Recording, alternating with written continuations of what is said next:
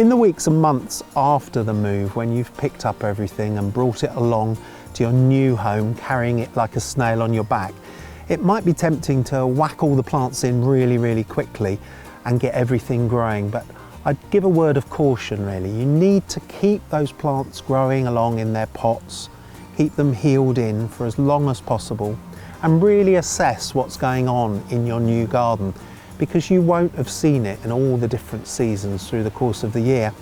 And whilst you might want to get on within a couple of months or so and plant the main feature shrubs in their final positions around the garden, to be honest, discretion is the better part of valour. It's better to hold back and see how things go. Do the clearing of the big major plants and the major pruning, prune things back. Think about lifting and dividing some of the perennial plants that you've inherited, and then start to think seriously about where you're going to put your favourite plants that you've cherished that care and attention, bringing them with you to your new home.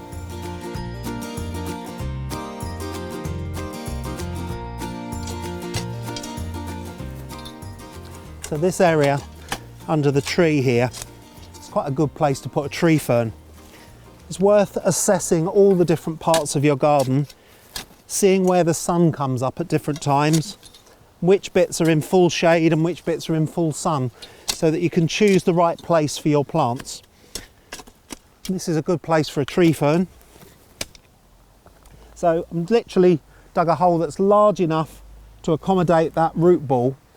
It's young at the moment, but it will soon get established and probably grow at about 3 to 4 inches, up to around 10 centimetres a year. Fill in with a little bit of extra compost around that root ball. Add a little bit more compost to the soil that you're going to refill the hole with. Don't put too much in, just to improve it a little bit so that this plant can establish quite quickly. And I'm just simply wiggling the plant around. Basic planting technique really. Filling in around the root ball. Standing up, giving it a quick firm in. Not too heavy footed. All the way round. Tidy up the soil a little bit and try and leave a shallow depression around the base of the plant that will catch the water and channel it down to the roots to help it re-establish. Now with this tree fern, I wouldn't add too much in the way of fertiliser or anything really much to the soil. The tree ferns resent having too much nutrition really, and they'll grow too soft. But with things like the Pulmonaria, which we planted soon more or less as we got here from all those divisions that we brought with us, they've grown away really strongly, improving the soil with plenty of organic matter and a good handful of grow more. Really has boosted their growth. And if you're planting any time from spring through till the early autumn, they will establish really quickly all those divisions in one clump, because that's a good place to heel them in and bed them in and get them growing.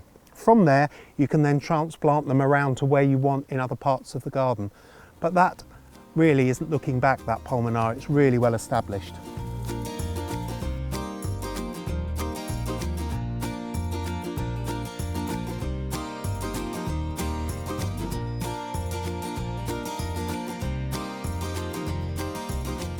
So things that we've transplanted from the other garden and just had healed in, we've just lifted this camellia earlier.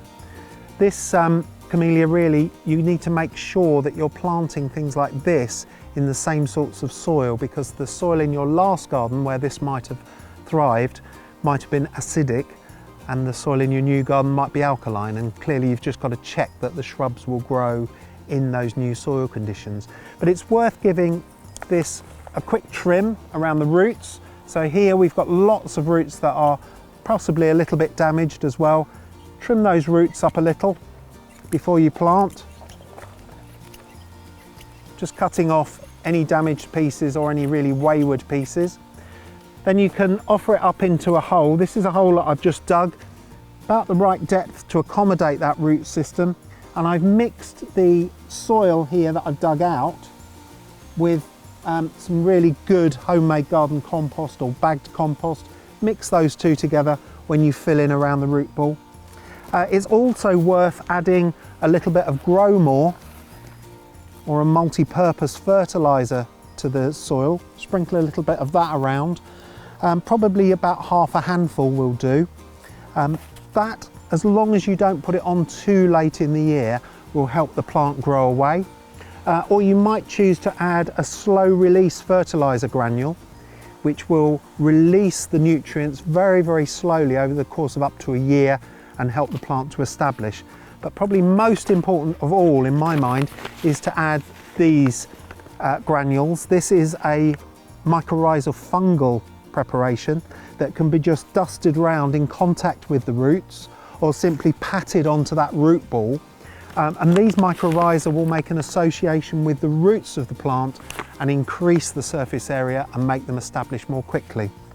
Other than that, all we've got to do is mix those two ingredients together, fill in the hole, fill in around the plant, nice and loosely to start with. Shake the plant a little bit to make sure it's in good contact with the soil. Firm it round gently with your hand, pull in a little bit more of that and finish off.